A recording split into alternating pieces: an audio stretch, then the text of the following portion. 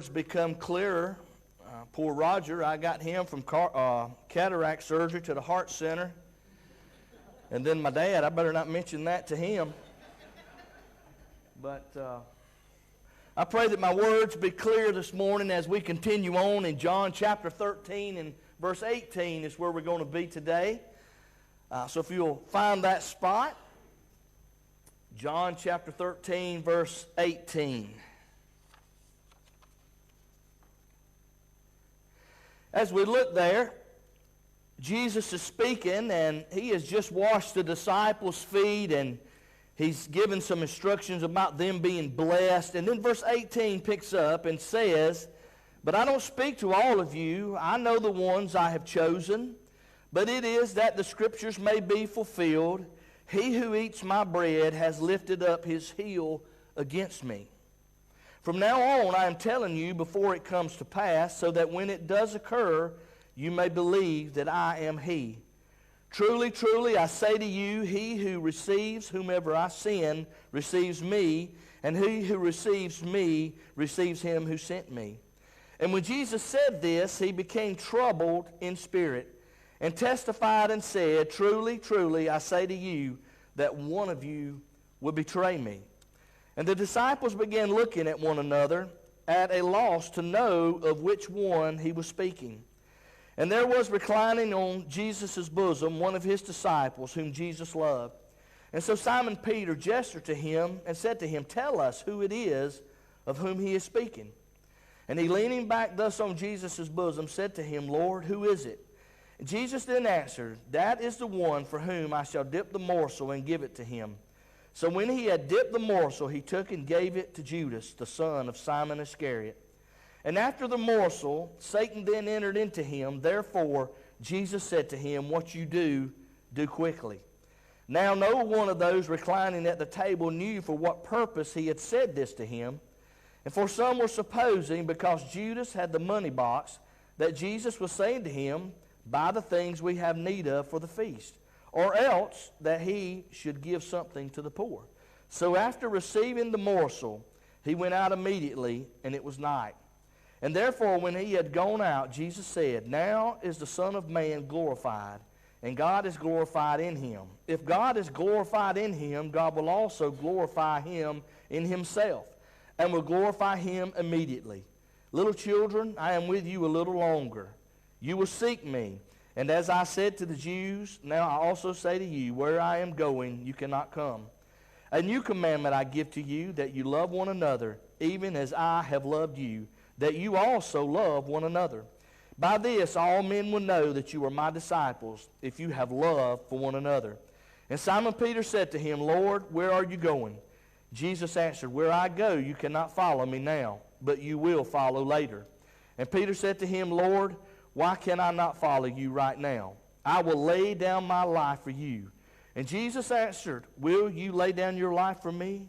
Truly, truly, I say to you, a rooster will not crow until you deny me 3 times. You know, having insight into something goes a long way. If you've ever worked on anything around your house for the first time, and some of you ladies could probably testify about your husbands, and parts are strung out all over the place, and they just have no idea how to get it back together. I mean, they've dug into this thing, and I'm going to fix this real quick and real easy, and before you know it, the whole thing is tore completely apart.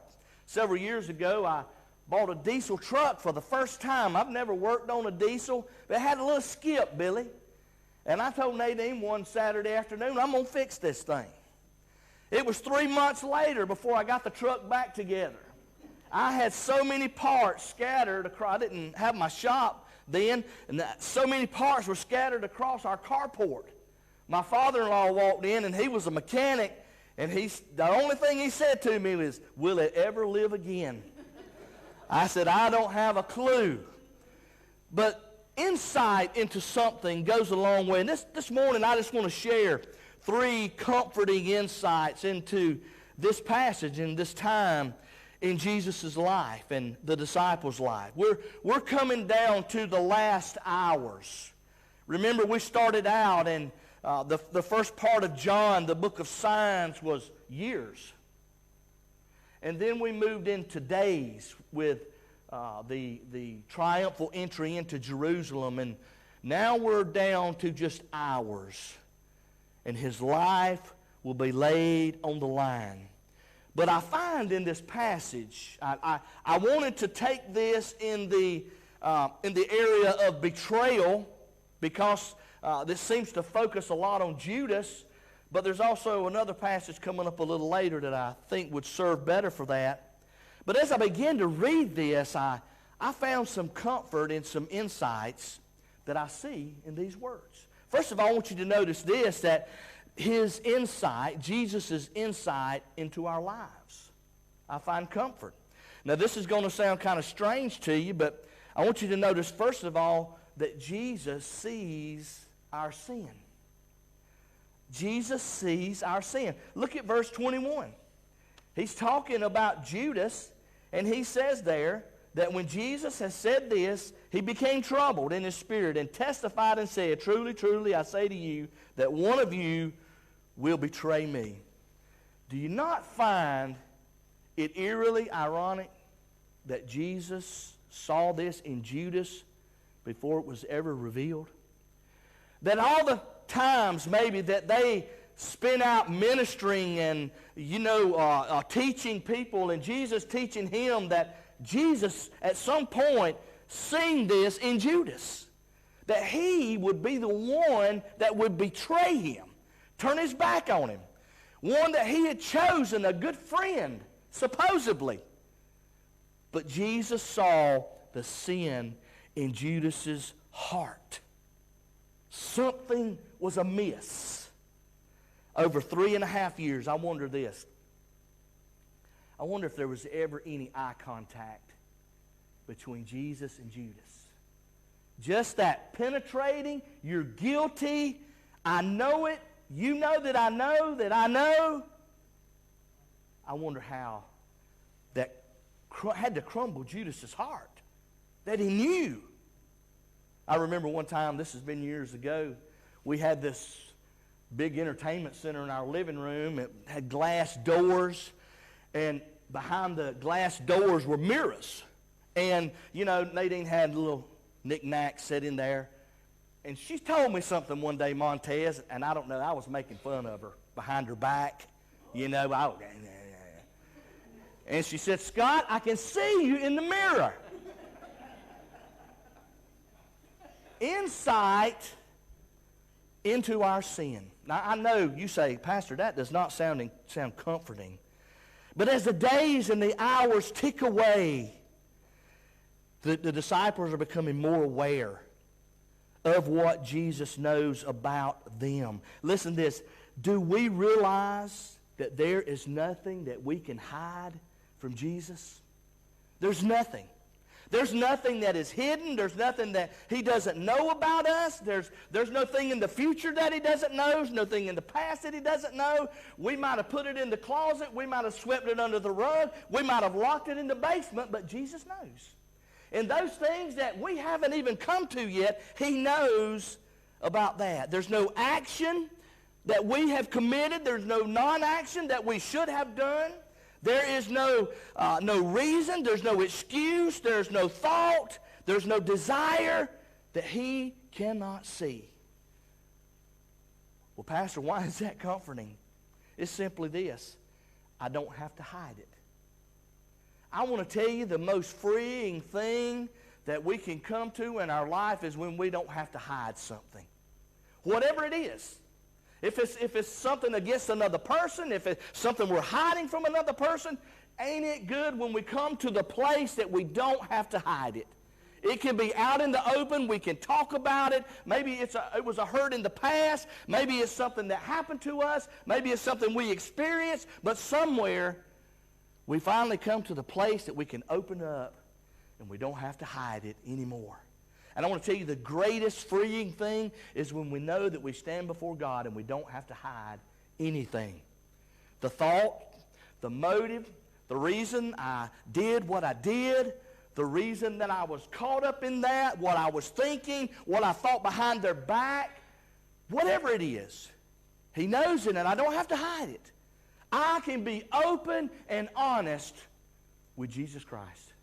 I can open up my life and my heart, all of my wrongs, all the things that I've done to hurt, all the times I've been hurt. I can open myself up. You know why? Because He sees it. He sees my wrong, my sin. But He also sees this. He also sees our failure. Now jump ahead to verse 28.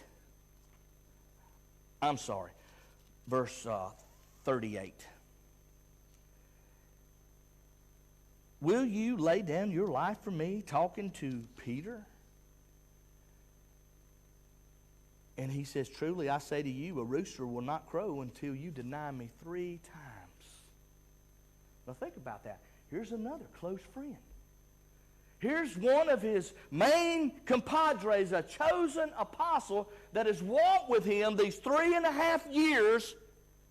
And Jesus says, you're going to deny me. You're going to turn your back on me. You're going to fail. See, Peter had just told him, Lord, I'll fight for you life or death. I will follow you anywhere. I'll go wherever you go. I'll do whatever you say do. And Jesus said, you're going to deny me. Peter, tonight you're going to fail. You're going to fall flat on your face. Those words that just rolled off your tongue, you're going to be eating them for breakfast. Because you are going to fail. You're going to deny me. But I believe Peter truly believed that he was ready for that task. I think that Peter truly seen himself as a person that would follow and fight and go to the grave for Jesus. But we'll see later that he gets caught up in the events. And he says, I don't even know that man. You know, have you ever failed at anything? You ever failed at a promise? You ever failed at a commitment? You ever failed at marriage? You ever failed at being a parent? You ever failed at being a father, a mother, a husband, a wife? Have you ever failed in your business? You ever failed as a church member? You ever failed as a Christian? Well, I want you to know this morning that Jesus sees it. He sees us in our failure, but what we notice about Peter is this, that Jesus did not turn his back on Peter. We could move forward in this, and Jesus tells Peter, but when you're converted, when you're turned around, I want you to strengthen your brothers here. Jesus knew the strength of Peter. He knew the man that he was, but he also knew he was going to fail. I want to tell you this morning that Jesus Christ does not leave us in our failures. And he knows this, that every one of us are going to fail. Every one of us is going to fall. Every one of us is going to falter. Every one of us is going to disappoint people. We're going to come up short. We're not going to fulfill the commitments that we committed ourselves to. We're not going to fulfill the promises that we made. We're going to fail. But that doesn't mean Jesus fails us. Jesus never gave up on Peter, and he'll never give up on you and I. Do you know this? Do you realize that Jesus does not abandon us in our failure? He doesn't forsake us in our failure. He doesn't walk away from us. He doesn't go find someone to take our place just because we failed. We do that as human beings a lot. I had this guy one time at work. I needed something welded real quick, and I just run down there and I throwed it up in his booth. I said, weld this for me so it'll hold together. He'd done something there. It wouldn't weld, and I found out later. I headed back up to the shop, and as I'm walking along, it just fell apart right there.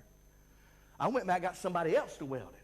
I picked someone else that I thought would be better. Jesus doesn't do that with us. He doesn't do that in our Christian life. He doesn't throw us aside. He's with us in our failures. When we don't meet the mark, Jesus fulfills, or Jesus stands with us in our failures. He sees us in that. Also, he sees us in our need. Now, one thing that this chapter, or ending of the last chapter, started was what is called the upper room discourse. All of this is taking place in the upper room where the Last Supper, that Passover feast was taken. And Jesus is given all this instruction. Here about 5 chapters of instruction and comfort to his disciples. Look at verse 19. Jesus kind of starts all this off by saying this, "From now on, I'm telling you before it comes to pass, so that when it does occur, you may believe that I am he." Jesus is preparing his disciples for what's to come. He is preparing them for his absence, but also what they're going to see over the next couple of days, what they're going to experience. And he knows this, that they have needs that no one can meet but him. And so he tells them, I am going to tell you in advance, so when it happens, you'll know. And so when they, faced that experience of the crucifixion and his trial and all that, they knew. He said this. He spoke into their need so they would have a clue. You see, the biggest part of the upper room discourse was to get them ready. To get them to see their need that was about to happen. And I know this. I don't even have to look outside of my own life to realize this. We are a people that have needs. Some of us are facing things in our life right now that we do not know how we're going to climb that mountain. We have a wall in front of us. It may be a wall of conflict. It may be a wall of grief. It may be a wall of bereavement. It may be a wall of undecision. But we don't know how we're going to face the next thing in life. We don't know how we're going to get past that. But Jesus does. Jesus knows how to get over that mountain. He knows how to get through that storm, this dark part of our life that we can't see beyond. And it looks to us like there's no hope. There's no reason. There's no rhyme to all this. It doesn't make sense. Just like his crucifixion didn't look right. It didn't make any sense. It had no logical reasoning behind it. But yet he saw through it. And he was preparing his disciples. And I want to tell you this morning. In whatever we face in life, Jesus Christ sees our need. He sees what we're going through. He sees the hurt that we're facing. He sees the pain. He sees the emptiness. He sees the loneliness. And he is there for us. He sees into our need. Jesus travels that dark road with us. He travels it with us. He isn't waiting on the other side for us. He is carrying us through that miserable darkness that we can't get by. That thing that takes us to sleep at night, weeping and wondering. That thing we wake up with every day that is overbearing and we carry it with us all day. Christ, and Christ alone, meets that need. He said right there, so that you will know that I am he. He is the one, the Messiah. Listen very, very quickly. Not only does he see into our lives, but he has insight for his mission. Look there at verse 31. He says there, it is, therefore, when he had gone out, Jesus said, now is the Son of Man glorified. The time has come.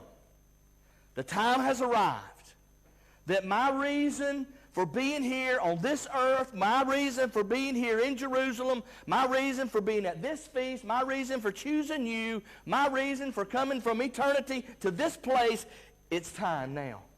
Now, he had said other times before, my hour is not right now. It's not my time yet.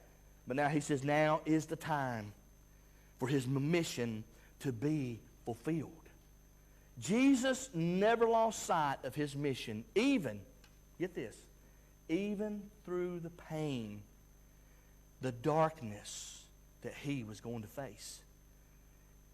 His Father was going to turn his back. He would be alone on that cross. And he would cry out, why have you forsaken me? He would face all that darkness and that rejection, his disciples fleeing, Peter denying him, Judas betraying him, his death. He would never waver from the mission of the cross.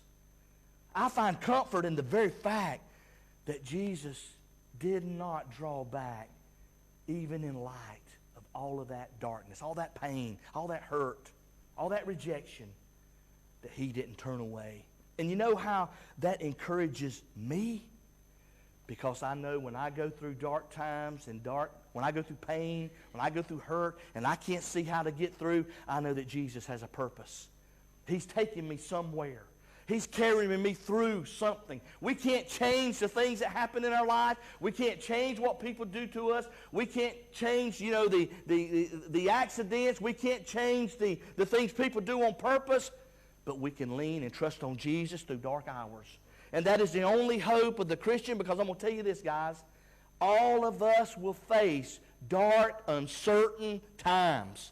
There's not one person under this roof or under any roof or on the face of this earth who will not face uncertain, dark times. But Jesus will never forsake the mission of bringing you to the Father. He will never fail without meeting that mission. He was about to carry the weight of sin. He was about to journey to the cross. And his whole life had come down to this very moment, the cross, paying for sin, being the sacrifice, standing in our place. And he never wavered from it. As a matter of fact, he spent much time preparing his friends for this very event. He tried his best to show them, to tell them what to expect. But as we read, we see that they didn't always get it. They grasped a tiny morsel of it, but they missed the bigger picture. But Jesus Christ, in these last hours, what I find comfort in is this, that in my darkness, he will not leave me. In my hurt and in my pain, there is a purpose. In what I'm going through, in what I'm facing, in what I have to relinquish in this life, there's a purpose. And I know we often say, I understand that. But then sometimes when things come our way, we want to forget that there's a purpose in everything we go through in this life. And the biggest thing is that Christ is there for us. If he was enough to carry his own pain, isn't ours enough to entrust to him? Isn't our hurt, isn't the things that someone has done to us, and the bitterness and the guilt and whatever we hold and harbor, isn't it worth giving that to him? And said, here, Lord, you carried yours. I know you can carry mine. You carried the darkness of the world. I know you can carry mine. And entrust ourselves to him. Look, very lastly right here, is his insight to the ultimate end. In other words, what it's all about. You look there at verse 31 and 32 again. He says there, now is the Son of Man glorified. And then he goes on to say this, and God is glorified in him. If God is glorified in him, God will also glorify him in himself and will glorify him immediately. Jesus is talking about the glory of God, that God is glorified through all this. What Jesus is about to go through is glorifying to the Father's purpose and his will. And Jesus knows that. And he understands that. He said over and over, I came to glorify my Father. I came to give him the glory. I came to do his will, his purpose. See, Jesus, this was the foundation of his earthly life, was to glorify his Father, was to please him, was to serve him, was to do the will of the Father. His life has always focused on that ultimate end. I am going to glorify my Father, and whatever happens to me, whatever I do, is to honor the Father. Every decision made, every action, every deed done, every choice made, every venture ventured out on, every word spoken, it was to glorify the Father. Everything about his life had that anchoring compass right there. I'm going to glorify God the Father with my life.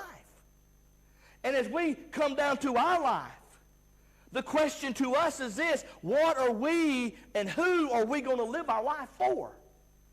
The comfort is this, knowing that if we make God our focal point, we will glorify Him.